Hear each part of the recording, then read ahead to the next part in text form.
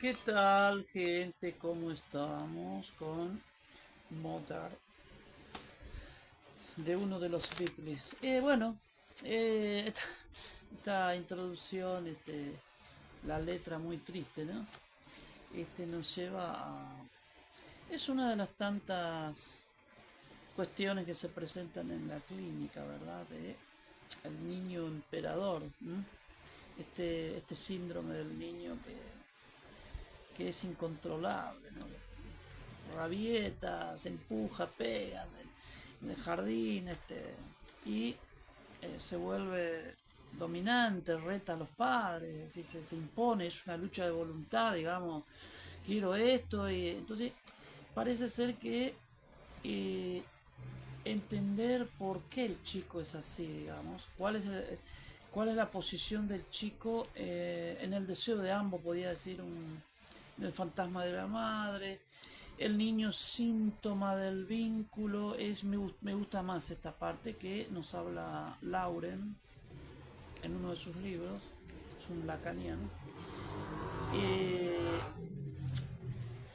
Sin embargo, vamos a meternos en este niño síntoma de la pareja de los padres, digamos, desde la perspectiva dialéctica de la pareja, ¿no? Es decir, por qué el chico se, se transforma en un tirano, digamos, ¿no?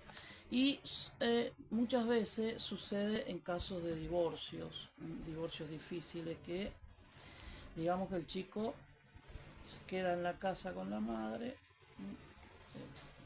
luego cuidado compartido, pero en cierta manera hay un momento en que el chico, digamos, se queda con la madre, en un marco en donde más o menos depende de la edad. Empiezan de pequeño. Pero ¿por qué esta reacción? Es decir, ¿por qué es así el chico que tiraniza, no? Entonces, la pregunta que reformulamos es ¿como quién es? O como quién quiere ser, o a quién está poniendo en escena ante mamá en una perspectiva vincular, digamos, luego del divorcio difícil, violencias verbales, empujes, etcétera. Entonces, actúa como él con la madre, como primera explicación de por qué el chico es así. Tenemos el tema del descontrol, problemas de límites, los enfoques reeducativos, es decir, tratar de que el autocontrol, o sea, la parte superyoica, que es la parte es la internalización del adulto en la psiquis del chico como el control externo que se hace interno, digamos, es la internalización de una figura de autoridad, que también se resiente en la escuela, porque la tiraniza también a las compañeras, como en casa con la hermana, a la señora. Entonces, eh, eh, estos casos, llevarlo para este lado de en relación a el padre, la madre y el chico, el triángulo, ¿no?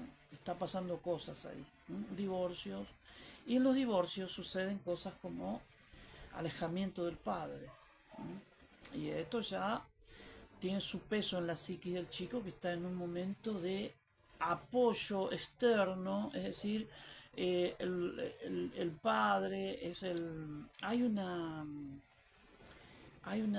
sincronización, ya sea afectivo, imaginario. Es decir, que el chico está al tanto de lo que está haciendo el padre. Lo juega, cuando no está, lo juega el padre. Juega con el camioncito, etcétera. Es decir, que el chico al jugar al padre lo ritualiza, lo incorpora, es decir, lo está asimilando. En esos casos, bueno, el juego sirve como elaboración de esta ausencia paterna mientras trabaja, ¿eh? Con mamá. Eh, Mamá también lo manda a jugar, es decir, es como que hay una lógica inconsciente vincular que entiende, es decir, es varón que juegue con...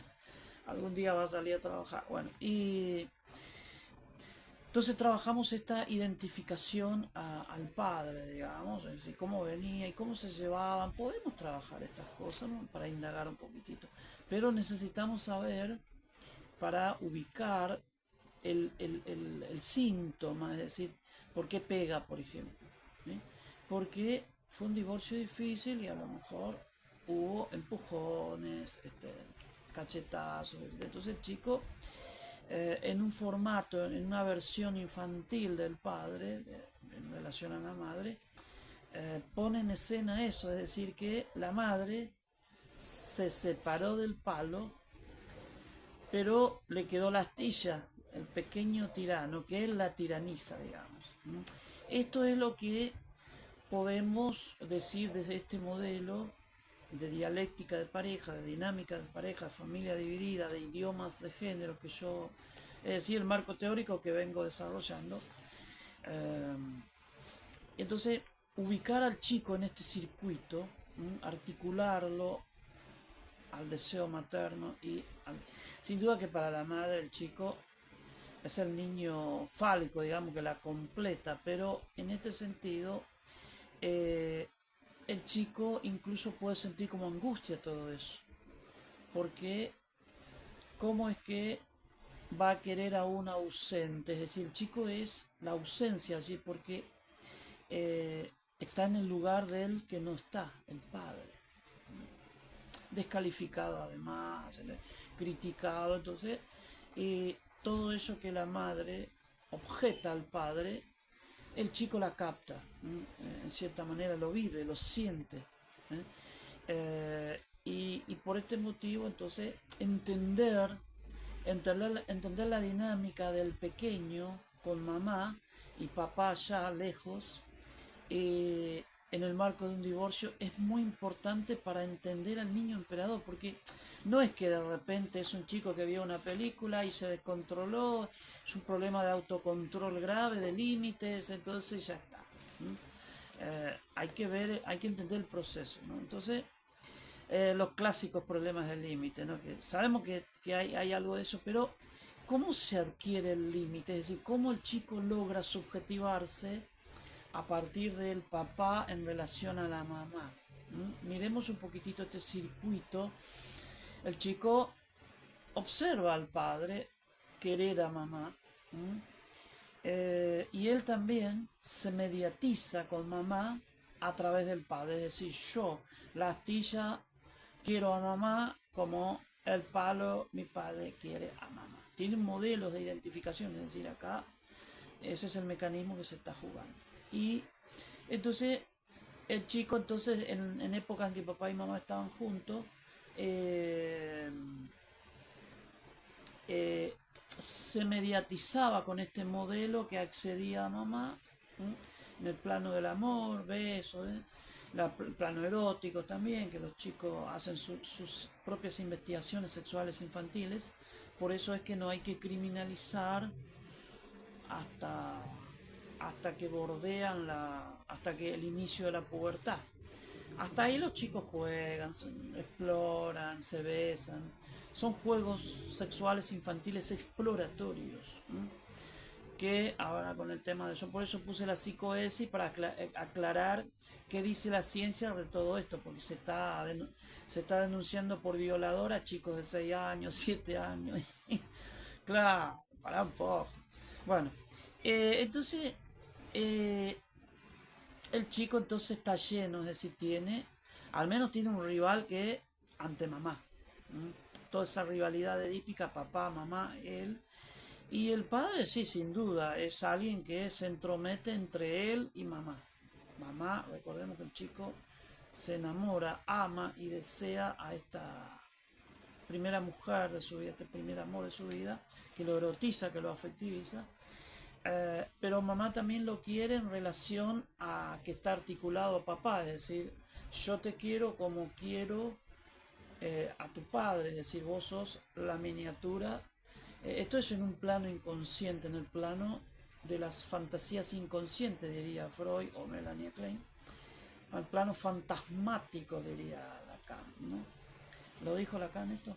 Bueno, y entonces Pero en un divorcio el chico está en el lugar del ausente, es decir, llena ese lugar, no es suplente, no es que él diga, bueno, ya que no está papá, soy el varón de la casa, mamá, así que ahora haceme la comida, vos nena, toca los tarros.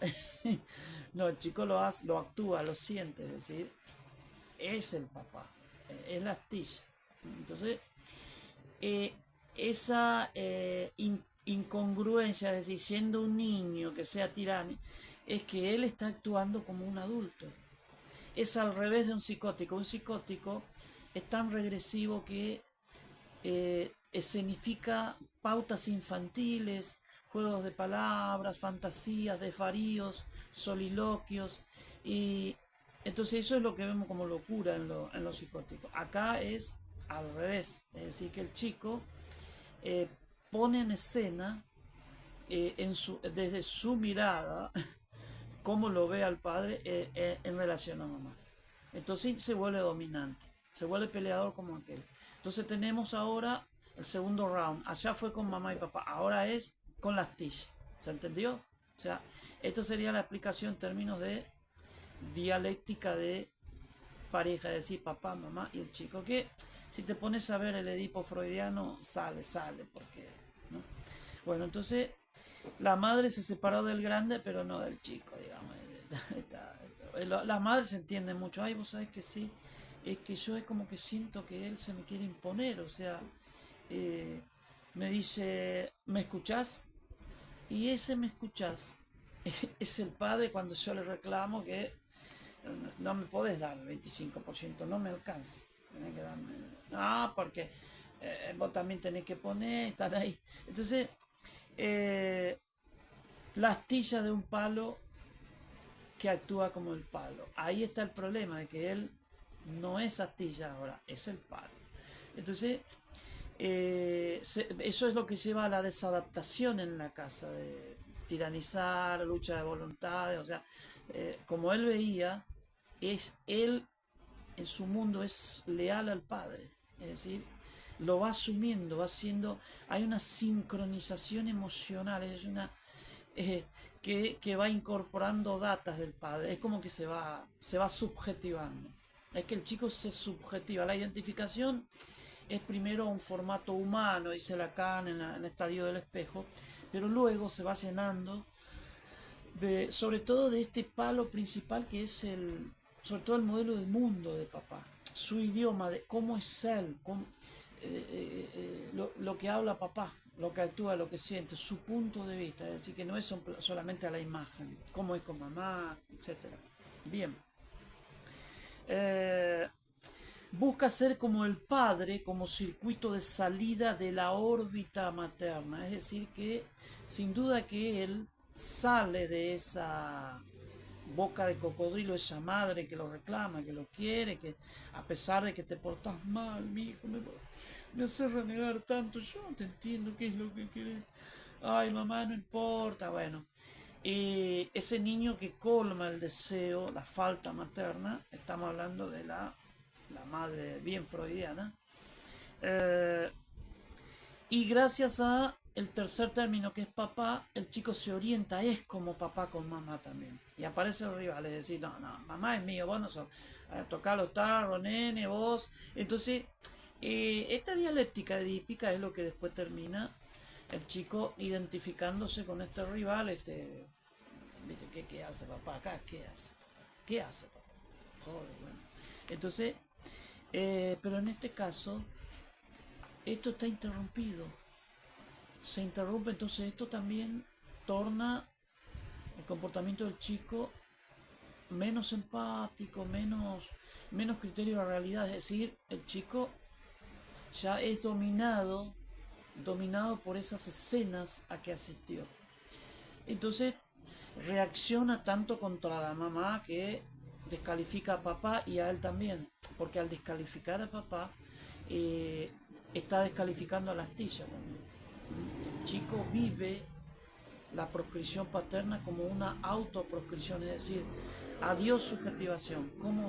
¿Cómo va a terminar de ser ahora? ¿Cómo va a reprimir sus afectos primarios hacia mamá? O sea, la represión primaria, por ejemplo, le diría Freud.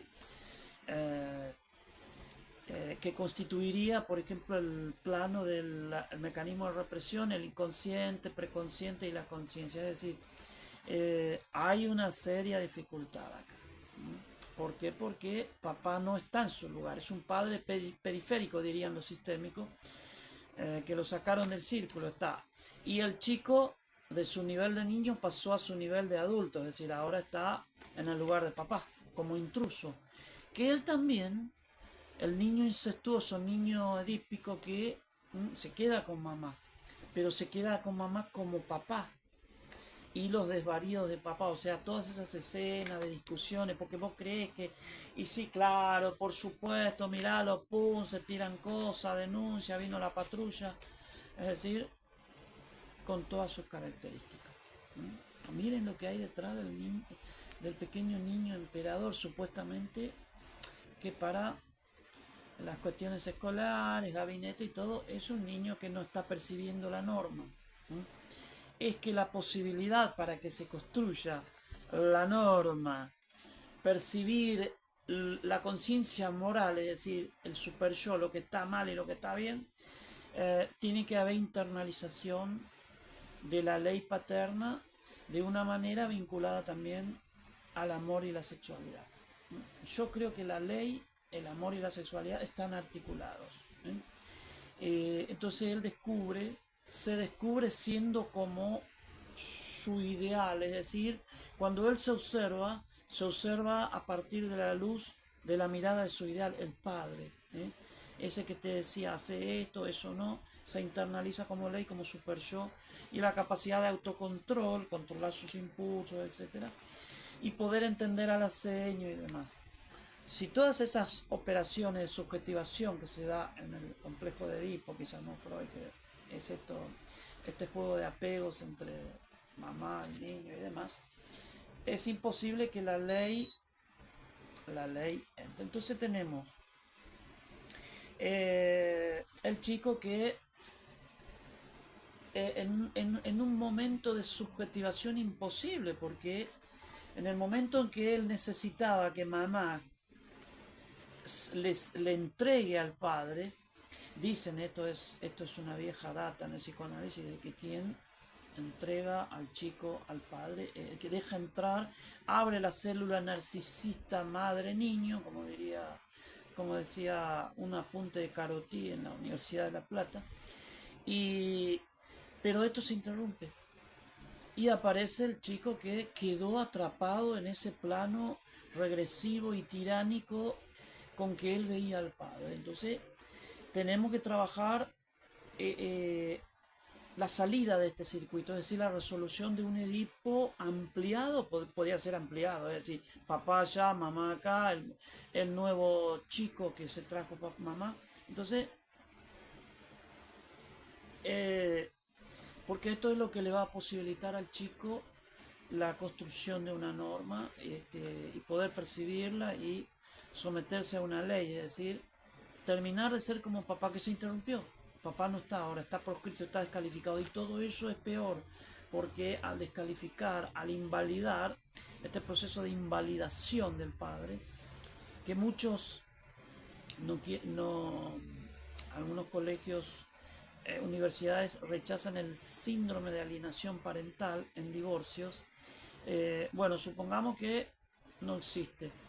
Pero la ley sabiamente pone algo que se llama obstrucción vincular, es decir, en vez de facilitar el derecho del niño al padre a seguir este circuito, este vínculo central con el padre que es de querer al padre, pero también rivalizar con él, es decir, de afectos e identificaciones, que después termina con la instauración de una parte de la psique que se llama super yo, que es la parte que te permite el autocontrol, percibir el bien y el mal. Entonces, esto se interrumpe en estos casos de divorcios violentos. Es que el niño emperador ya viene de una pareja que se lleva mal o tuvieron un divorcio difícil. Niño difícil, padres difíciles. Así lo diría Dolto. Niños agresivos, niños agredidos, porque esa pequeña violencia escolar, empujar a la compañera, patear al aceño, sucede por esto. Estos serían los casos del niño emperador. No es que se posicionó en el poder y quiere mandarle a mamá, es que hay una lógica en todo lo que hace. Bien, entonces está siendo leal al padre, a ese modelo que fue construyendo, y también incorporó todas las partes del padre, las discusiones, las peleas, y lo escenifica, y la mamá no entiende por qué es así. No entiende.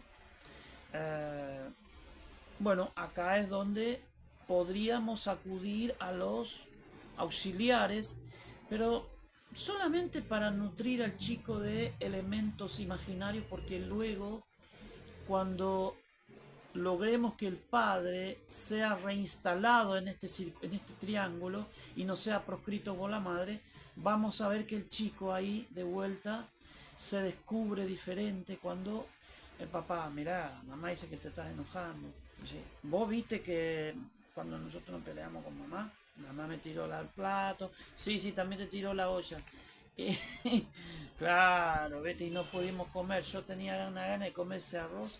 Y entonces, pero vamos a pesar de que mamá reinicia su vida con otro señor, también vamos a ver ese momento con el padrastro.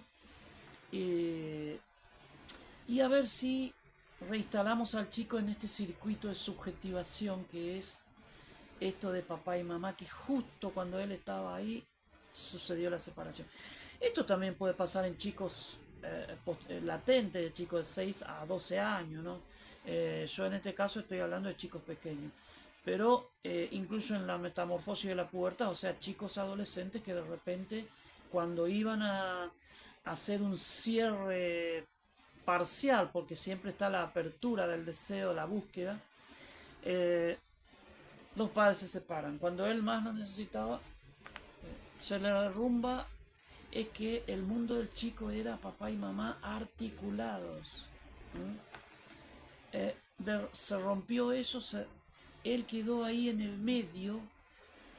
eh, lo único que le quedaba hacer y ser, o sea, asumir la subjetividad del padre, no le quedaba otra. Con todas sus en relación a mamá encima, que vivían a los tumbos. ¿Se entiende ahora qué es lo que le pasa al chico? O sea que el chico pone en escena lo que vio de los padres, muy simple. Pero acá hay cuestiones de subjetivación que a nosotros nos toca hacer y demás. Demanda al y la presencia del padre. En el fondo el chico, incluso a veces lo dice, ¿cuándo va a venir papá? ¿Cuándo voy a ver a papá? Y cuando va a ver al papá, de vuelta se empieza a sentir lleno y juega. Y papá, vos sabés que es como que el hambre de papá que le agarra al chico cuando está con mamá. Porque hoy día el cuidado es compartido. 3 días acá, 4, son 7 días, bueno, se comparte todo. Yo calculo que la ley es así, ¿no? También la parte de la mantención, ¿no? Bien. Y si ambos no garantizan los derechos del chico, ñácate. Le sacamos a los padres violento que no les sirve. Y entonces ahí se interrumpe un poquitito y hay que hacer un trabajo de reparación de los padres. Es decir, darle otra perspectiva de sus padres para ver si podemos evitar que el chico termine brotado y caminando solo por ahí, ¿no? Porque se está jugando, en la subjetivación se juega esto de ser más o menos adaptado a la realidad, neurótico, ¿no? Criterio de realidad compartida, autocontrol, diferenciar el bien y el mal, etc. El ideal del yo con el super yo, ¿viste? Muchos están ahí analizando ese ideal toda la vida, ¿viste? Los exégetas de la calle se van a enojar. No importa, colega, es una broma. Y participa en la reyerta padre-madre como leal al padre. Participa en la... Acá lo anoté, el machete. En verdad hoy iba a hablar de los hijastros, pero bueno. Vi algo del niño emperador. Entonces, participa entonces representando al padre. Yo soy la astilla, yo pertenezco al linaje, o sea, eso estaba en camino a todo eso, es decir, yo, mi apellido, yo represento a mi padre, que es mi modelo, mi imagen estructurante, es decir, o si no hay papá, el padrastro, o si falta el abuelo, pero no es lo mismo, es diferente en cada caso. ¿No? Por eso es que cada caso es diferente. ¿No? Este chico al menos tiene padre y madre. Hay algunos casos que te cuentan cada cosa que no, nunca conoció al padre. ¿No? Eh, ¿Qué pasa con la madre que por un lado se vuelve ambivalente porque ya ahora estamos en guerra, en plena batalla con aquel otro? Y está este otro también, tiene problemas en el jardín, tengo que ir al psicólogo. ¿No? Y también hay que hacer un trabajo de revinculación emocional y comunicativo entre los padres por el chico, es decir, restablecer el triángulo constitutivo y constituyente del sujeto que lo está subjetivando. ¿No? Ustedes por ahí en secundaria tienen una materia que se llama psicología. Hace poco escribí un libro de psicología que puse algunas... ¿Dónde está mi libro? Bueno, debe estar por ahí. Eh, y resulta importante que salgamos de qué dijo la Gestalt, qué dijo Pablo, empecemos a poner más materia, porque la humanidad está muy enajenada. Hay muchísima demanda de terapias. Y salen los vendehumos que gestiona tu vida, sé lo mejor de ti. Claro, o en este caso diría, y le falta norma, al chico le falta el límite. Tú puedes, nene. ¿Sabes lo que es el límite? El límite, te voy a contar el sapito y el sapo. Entonces, este muchacho, el instructólogo, que yo le digo a los coaches, eh, es muy jodido usar conceptos de psicología, crear una supuesta ciencia, porque es muy delicado todo esto. El chico está a medio camino de ser un sujeto incorporado a la ley, a la norma, a la cultura, a la sociedad, y vos le vas a venir a hablar de la rana y el escorpión. Claro que el escorpión, él está a merced del escorpión ahora, la boca de cocodrilo, y el padre allá. Y esa boca de cocodrilo es la madre, que es la que manda legítimamente, la que dirige todo, y el chico también sufre la estrategia femenina de la madre ante el padre y ante la miniatura. Es decir, en un plano inconsciente, la madre, por ejemplo, castiga al palo en la astilla. Hay chicos que por ahí cobran, es decir, la indiferencia o falta de cuidado, es decir, pero hay momentos en que el sentimiento de culpa, sí, pero es chico, sos mi hijo, te quiero mucho, es ambivalente, se conforma lo que se llama el doble vínculo, que es muy conflictivo. Se acerca, lo castiga, se aleja, lo castiga. Es decir, ¿a quién castiga la madre en este caso? A la astilla, sí, al chico, pero está castigando al palo. O sea que hay cuestiones vinculares entre la madre y el padre que hay que hacer, que tengan que entender ellos. Si ellos supiesen que se está jugando la subjetividad del chico y que esta separación lo partió en dos al chico, dividido entre un deseo de completud, la boca de cocodrilo que llama Lacan, es decir, que es bastante angustioso porque claro, vos agarrás a tu gatita y la querés y lo tenés y ya el gato hasta se va, no vuelve hasta la noche. Es pesado que es esta mina. Claro, ¿viste? El pisoteo de elefante. Bueno, y el padre allá que, porque está bien, esto es Freud, la operatoria de cómo nos fundamos como sujeto, ¿no? Agregamos sujeto de Lacan y hacemos un guisito entre Freud y Lacan. Muchos dicen que es el lenguaje, es que el soporte, el operador, eh, el sujeto en el sentido humano podría ser, no estoy hablando del sujeto del inconsciente, el padre, es que alguien tiene que ejercer esa función. Y en nuestra cultura se llama papá. Bueno, el niño triunfal contra el padre al posicionarse de la madre. pero se encuentra con el guerrero de él mismo con la madre y de la madre con el padre. Es decir, el niño edípico es el papá rival que le saca su primer objeto de amor, que es mamá, es un que se vaya, que se muera. Incluso dice Freud que tiene que se muera, ¿a qué me importa? Porque él se va a casar con mamá con él, 3, 4 años.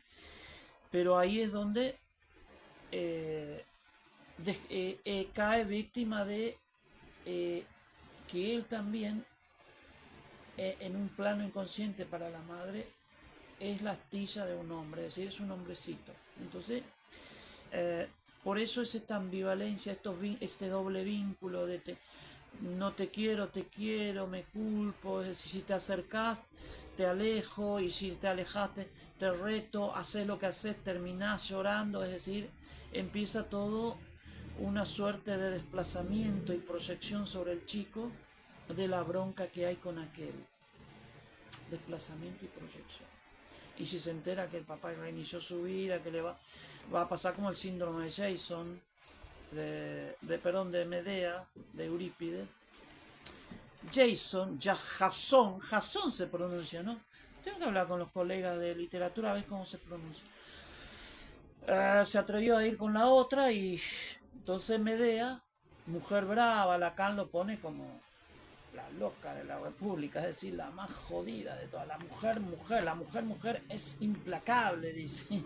Eh, Mata con una poción a la rival, a la otra, y le mata a sus hijos, o sea, le saca lo peor a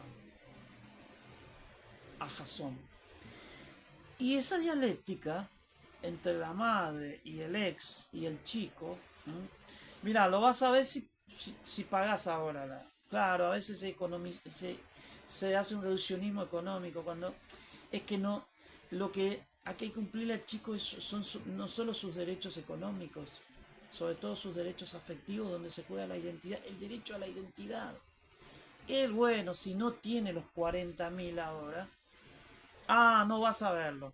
Y el abogado, mira, hay casos en donde condicionan el pibe, pobre pibe, que estamos en el capitalismo, para un poco, es decir, bestializar al pobre masculino. Hay casos que son abandonistas y crean un abandónico. O sea que acá también se está gestando qué tipo de sujeto está saliendo este pobre pibe entre dos adultos que deberían haber garantizado salud mental, un ambiente facilitador tipo Winnico, ¿eh? con, con escenas que no sean violencia, no, nada de eso. Terminaron a las piñas terminaron. Entonces, el niño entonces está atrapado en la dialéctica conflictiva de los padres. Y esto es lo que hay que intervenir. Sabemos que está la seño esperando, está en terapia, ¿no? Y porque se tira al piso, o la otra vez le empujó a la otra, a la directora, le empujó.